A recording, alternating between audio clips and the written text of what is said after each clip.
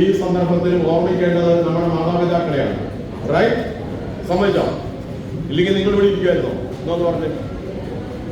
നമ്മുടെ അച്ഛനും അമ്മ ഇല്ലെങ്കിൽ നമുക്ക് ഇവിടെ ഇരിക്കാൻ പറ്റുമോ? അപ്പൊ ആദ്യം ഓർക്കേണ്ടത് ആരെയാണ്? കബീർദാസിനെ വരുന്നുണ്ടോ?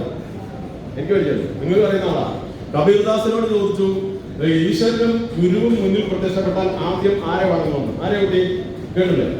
ആദ്യം ആരെ വണങ്ങുന്നു? ആദ്യം ഗുരുവിനെ വണങ്ങും. എന്താ കാര്യം? ഈ ഭഗവാൻ ഉണ്ടെന്നും ഭഗവാനെ പരിചയപ്പെടുത്തുന്നതും ആരാ? ഈ ഗുരുവാ. അത് കഴിഞ്ഞിട്ട് മതിയെന്നാ. അതുപോലെ നമുക്ക് ഇതൊക്കെ പറയാനും ഇവിടെ നിൽക്കാനും ഈ ഭൂമിയിൽ അവസരം തന്നതാരാ? സാക്ഷാൽ നമ്മുടെ മാതാപിതാക്കളാണ്. മാതാപിതാ അത് കഴിഞ്ഞില്ലേ ബാക്കിയുള്ളൂ. അമ്മയല്ലാതൊരു ദൈവമുണ്ടോ? കേട്ടില്ലേ അത്? ഇല്ലേ? അങ്ങനെ എല്ലാവരും അവരുടെ അമ്മയെ ഒന്ന് മനസ്സിൽ വിചാരിച്ച് ആ അമ്മയ്ക്ക് വേണ്ടി ഒന്ന് പ്രാർത്ഥിച്ചൂടെ? അതിൽ വലുത് ആരാ നമുക്കുള്ളത്? അപ്പൊ നമുക്ക് നന്മ വരും, ഈശ്വരൻ കടാക്ഷിക്കും. അതുകൊണ്ടാണ്. പിന്നെ പിതാവ് ഇല്ലേ? അച്ഛനും അതുപോലെ തന്നെ അല്ലേ? അച്ഛൻ ഇങ്ങനെ ദൂരെ നിന്ന് വഴക്കൊക്കെ പറയും. പക്ഷെ ഇല്ലേ, അച്ഛൻ 4 കഷ്ണം ചിക്കൻ വെച്ചത് വാങ്ങിച്ചോണ്ട് വരും. 2 മക്കള് വിളമ്പി വെച്ചു. 2 മക്കൾ ഓരോന്നിടത്ത് വേഗം തിന്നു. പിന്നെ 2 ഉള്ളൂ. അപ്പൊ അച്ഛൻ പറഞ്ഞു, എനിക്ക് ചിക്കൻ ഒന്നും വേണ്ട, എന്തോ ഒരു വയറ് കംപ്ലൈന്റാ, സുഖല്ല. ഈ കംപ്ലൈന്റിന്റെ പേരെന്താ പറയും? മൂത്രസ്നേഹം. മനസ്സിലായോ? അങ്ങനെയല്ലേ അമ്മമാര് ചെയ്യുന്നത്? അപ്പൊ അമ്മ പറയാ, ഞാൻ പണ്ടേ ചിക്കൻ പൊരിച്ചു തരുന്നില്ല, കറി മാത്രമേ കൂട്ടത്തുള്ളൂ. കേട്ടിട്ടുണ്ടോ മോനെ? ഉണ്ടോ? ആ വിശപ്പില്ലായ്മയുടെ പേരാണ് മൂത്രസ്നേഹം. മനസ്സിലായോ? അപ്പൊ ഓരോരുത്തരും ഇപ്പൊ ഇരുന്നിട്ട് മാതാപിതാക്കളെ മനസ്സിൽ വിചാരിച്ച് അവർക്കൊണ്ട് പ്രാർത്ഥിക്കും.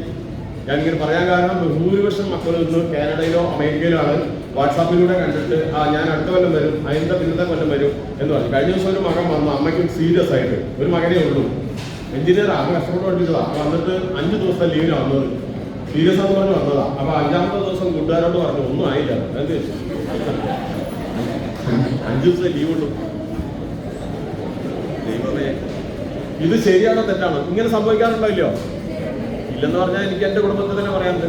പിന്നെ നിങ്ങൾ എന്നോട് തർക്കിക്കാൻ നിൽക്കൂല. സത്യമില്ല കുട്ടി? ആ കുട്ടിയാണ് എനിക്ക് പോയിട്ടുണ്ടോ? ശരി. അപ്പൊ ഈ ഒരു ഘട്ടത്തിൽ നമ്മുടെ കൂടെ നമ്മുടെ മാതാപിതാക്കൾ, ഒരുപക്ഷെ ചിലരുടെ മാതാപിതാക്കൾ വിട്ടുപോയിട്ടുണ്ടാവും. എന്റെ അച്ഛൻ വിട്ടുപോയി, അമ്മയില്ലേ. അപ്പൊ അവരല്ലേ പ്രധാനം നമുക്ക്, അല്ലേ? സൂര്യനായി തഴുകി ഉറക്കമുണർത്തുവൻ അച്ഛനെയാണെനിക്കിഷ്ടം, ഞാനൊന്നു കരയുമ്പോൾ അറിയാതെ ഉരുകുമൻ അച്ഛനെയാണെനിക്കിഷ്ടം. സന്തോഷായില്ലേ?